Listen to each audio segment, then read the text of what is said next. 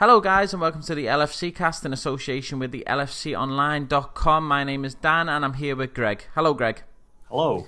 This is the post-match video of the Liverpool versus Sunderland bore draw game with no goals, and what a terrible game that was. Greg, how are you feeling? Pretty down, Dan, to be honest. It was abysmal, wasn't it? It was abysmal. Now don't forget to like these videos, share these videos and subscribe to the channel. Before we continue, Greg, you got some score predictions from the comments below on our YouTube channel. What do you think, Greg? Okay, so no one actually got it right, but I'll read out a few anyway. So Pato 1997 thought it would be 3-0 to Liverpool or maybe 3-1.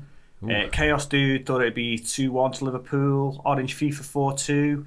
Farid Ibrahim Idris 2-1. Johnny Goldie 2-0. Game C-Mag 2-1. It's Franku 4-0. My Pro Waffles 3-1. We had loads more as well, but I think the closest one was Swifty Ranger at 1-0, even though that was still wrong because it was 0-0 draw. But and we all went into that game thinking that we would get a win, didn't we, Greg? Because we've had a bit of good form, and we thought this is the time to carry on and get 9 points out of 3 games. What do you think? Yeah, definitely. And I just thought the team would be more up for it. You know, after a couple of wins, as you say, going into it. And they just didn't. Some of them didn't seem interested. You know. Yeah. They were taking too long on the ball. I don't know. Something didn't seem right, and we were at the game, weren't we, Dan? And just the whole ground was quiet as well, the cop and everything. It was dead, wasn't it? Good. Yeah. For me, I just felt like we there was not much care there. We didn't want to win the game. We didn't chase the game and go for it. I thought we had some really terrible performances, especially from the likes of like Johnson, and even Lambert didn't have a great game. But on the spin of that, did he even get the service, Greg? I mean, we have so many people passing in the midfield and a gulf between midfield and attack. So that means we don't get any chances on goal whatsoever.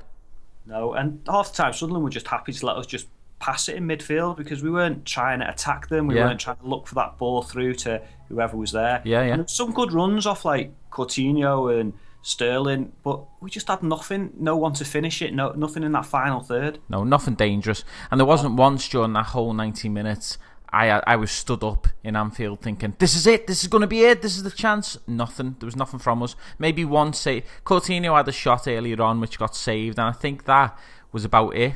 Greg? Yeah, there was that run where Sterling sort of took everyone on from the halfway line, then it might be the one you're on about where he gave it to Coutinho, and Coutinho had the shot. Yeah. But besides that, I know there was the Lucas shot as well, but there was... I mean... As soon as I saw Lucas going for it, I thought, no, but... No, and don't get me wrong, I thought Lucas and maybe Torre were our 2 best players out there. Yeah, certainly agree with you. I remember that shot as well, Greg, when Lucas had a big run up to it, and I just thought this is either going in Rose head or straight at the keeper, and it went nowhere. Yes, but like you said, I thought that Lucas had a good game, which brings us on to the pros, Greg. Was there anything good about that game apart from Lucas and Torre being our only solid players? No, I think that was it. I think when Stevie came on as well after about, I don't know, was it 65, 70 minutes when he came on, I think the whole game picked up. It's mad how at 34 years of age, is how old he is, 34? Yeah, how one guy can just lift a game like that, he's picking out passes and... Definitely. But we can't just rely on him, and... He needs to be rested, so I think Rodgers is doing the right thing. And Rodgers has said it in the post-match interview. He said we can't just rely on Steven Gerrard to lift us up. He said we've spent enough now, Greg. We've spent enough money in the summers to buy players to try and replace Gerrard, and no one's done it. No players. I even thought Markovic, to be honest, when he come on, looked a bit livelier. Maybe give him a chance against Basel. Who knows? Give him a chance against Basel. Definitely put Gerrard back in against Basel. But we just didn't do anything, Greg, and it was just a boring, drab, dull game. There was nothing really good in that game, nothing worth watching anyway. Definitely nothing worth paying tickets for, which are like around the region of £51 to go and see that type of game. Imagine paying for that. Okay then, Greg, let me just, before we go on to the man of the match, I just want to go on to our stats. So we had 15 shots, but we only had 2 on target, which is what Sunderland would have wanted. They just happy for us to shoot from nowhere, no chances, 2 shots, 2 saves.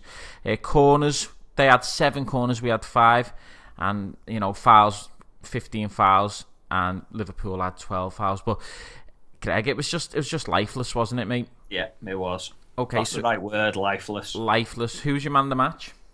Okay, so I've already said I thought the two best performers on our team were Toure and Lucas, but I think I'll give it to Lucas just because he does all that. He does the dirty work that goes a bit unnoticed at times. So, the nitty gritty. So I'm going to give it to Lucas. I'm completely in agreement with you, Greg. I think Lucas deserved the man of the match. I found he was the most solid player, and the one who looked like he had a bit of life in him. Do you know what I mean? Yeah. He looked like he had a bit of fire in his belly, trying to go for challenges, trying to get tackles in. Everyone else was just looking for that. You know when you get that feeling like when a player gets the ball, they're just looking for someone else to do the work for them, do the job, and just get rid of the ball. It's what it felt like to me. No one really wanted to do anything. So yeah, Lucas for me. Greg was the man of the match. Yeah, and do you know what's mad? Is Rodgers is bringing all these young people into the game, and which is great and all that, and then he starts leaving the experienced players out, and then slowly we're bringing them back in, the likes of Toure, Lucas. You know, we're relying on Stevie now, even though we've slated him and other people have in the past. You know, saying he's good in that defensive midfield role and stuff like that. But you know, we need that experience in the team. Yeah, and maybe that's why we in the summer and maybe in this January. We need experienced signings, not really old signings, but them 27, 28-year-olds, 26, you know what I mean, to come in, world-class talent, who know how to win a game. All these young players are just looking to the more experienced players. We haven't got any. We've only got like Lucas, Gerrard, and I'm not counting Johnson, because Johnson had a good game the other week, and now he's gone back to fucking being a dick. Yeah.